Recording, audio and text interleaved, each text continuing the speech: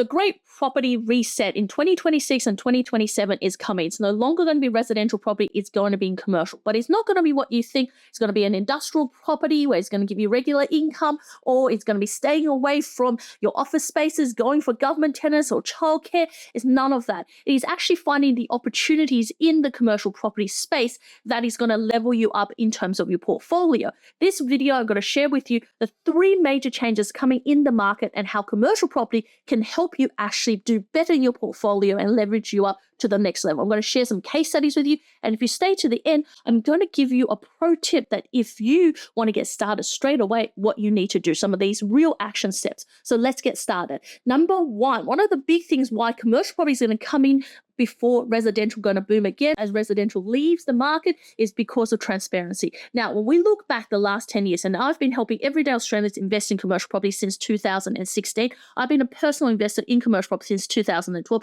I've seen the market after the GFC. I've seen the market rise during COVID, counter-cyclical, and I have seen regional towns boom and contract. Now, what I'm about to tell you is that what we've seen in the last 10 years is the first time of transparency in commercial property. For the first time, you could see a property that was sold about 2 years, 3 years ago for $1 million is today worth $1.5, $1.7 million. Why is that so important? It's important because in residential, you could go and find that transparency anywhere. You can look up Google, you can go to an auction, you can go and look at RP data, all of these places that can show you what your previous neighbors paid for or what auction sold it for. So all of a sudden you go, wow, I can see value, I can see capital growth. But commercial property, you can't see capital growth. And if you can't see capital growth, most of us are being taught in residential to look for capital growth. Don't worry about cash flow now, sacrifice that for 10 years and look for capital growth. So even though we should be playing the cash flow game and not the growth game, we're still obsessed with capital growth. And commercial property has not been transparent with capital growth whatsoever, except for the last 3 years. However, there's still going to be naysayers sitting at the back,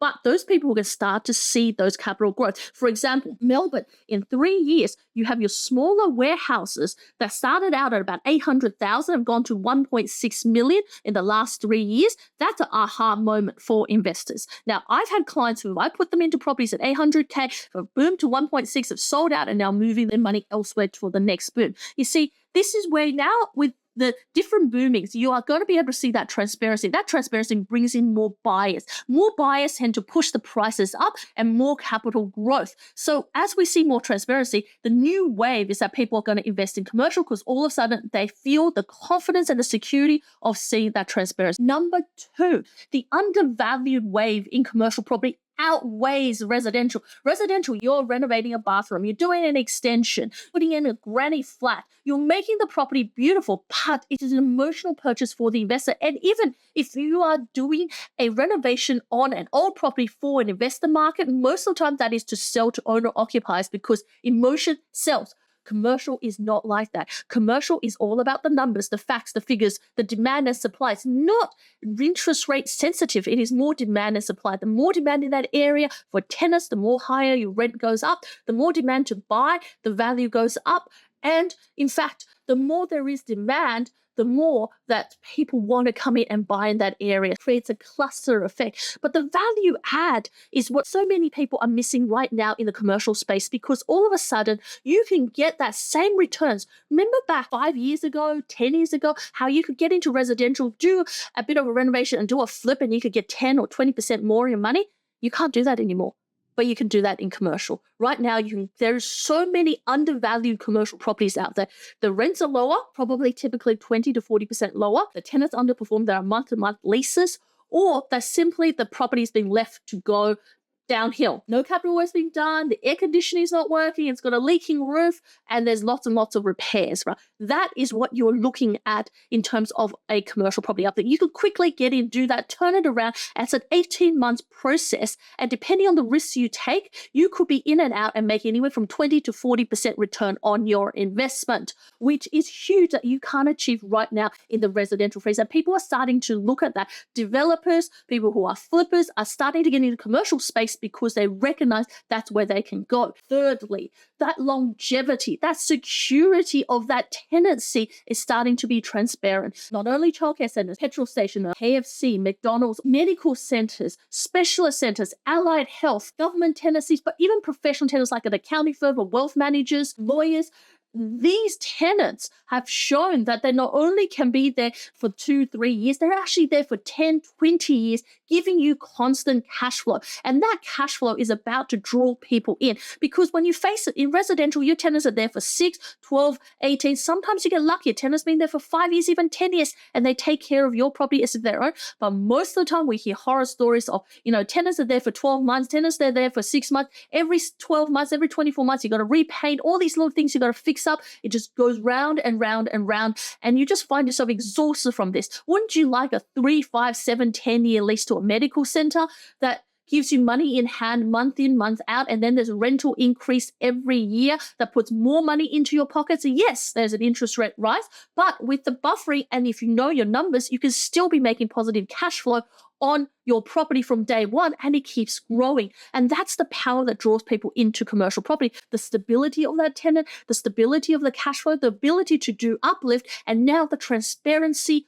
to see the value growth in that commercial property space. All of those things add in together to make commercial property the next wave as residential is on its way out. Residential, it's just so much harder and so much more hard work. It's one of those things where it doesn't kill you, but your positive cash flow on paper gets eaten away by little things. However, in commercial, your tenant pays for all the outgoings, they pay for maintenance of your property. So there's actually less for you to do as a landlord, and there's more cash flow in your pockets. But let's face it, it is the outgoings that you have in residential that you don't have in commercial that puts more money into your pockets and makes it a more set and forget investment. This is why the next wave is actually going to be commercial. Thank you for being with us all along here and watching the video to the end. My name is Helen Taran. I've been helping everyday Australians invest in commercial property since 2016. I want to do the same for you. All you have to do is click the link below, register for an upcoming free webinar, or book in for a free strategy session where we can personalize everything about commercial property for you. Since you stayed to the end, I'm going to give you some tips to get started. To get started in the commercial space right now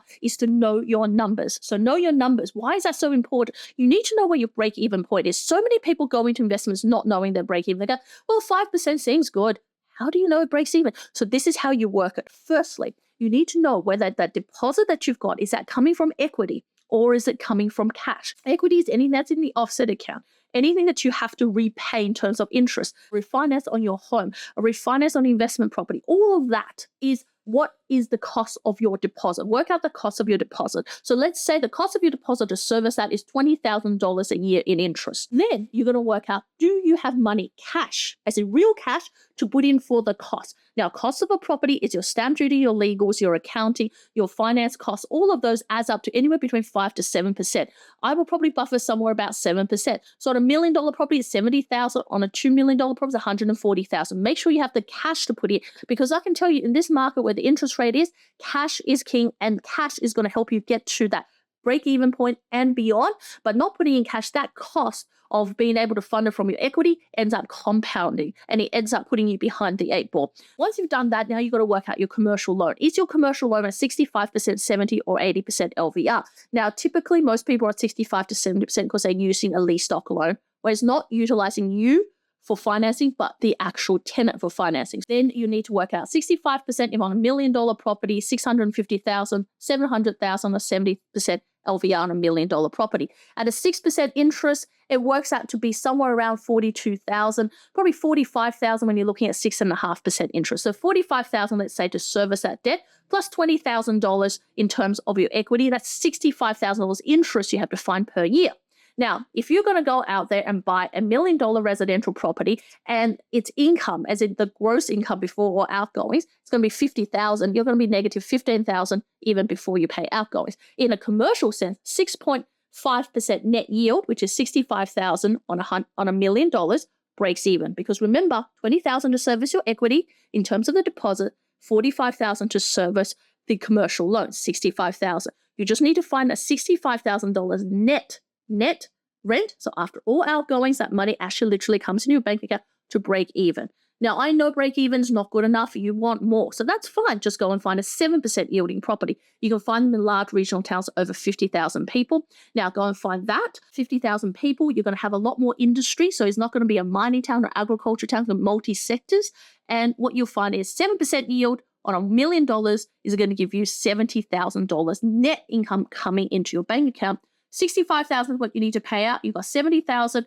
you are positive by $5,000. Now, you might think it's not a lot, but if you did the same in residential, you'll be negative about $20,000 and you can't move forward.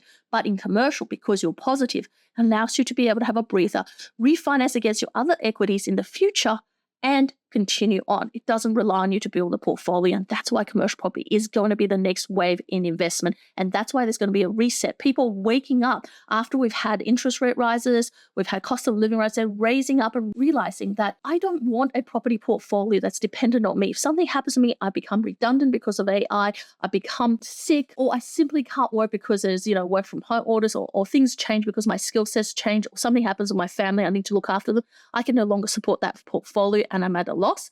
Commercial property is the way to go. It doesn't need you to continue to grow, and you can continue to grow your cash flow and you continue to build that portfolio while you continue working or your lifestyle changes. And that's the fundamental thing why there's a big reset coming this way in terms of commercial property replacing residential as the favorite in investing. And if you are looking to get started, the time to invest is now. Click the link below, book in for that strategy call. Then my team of strategists show you how commercial property can work for you, going forward, building that cash flow rich portfolio, but also have growth as well.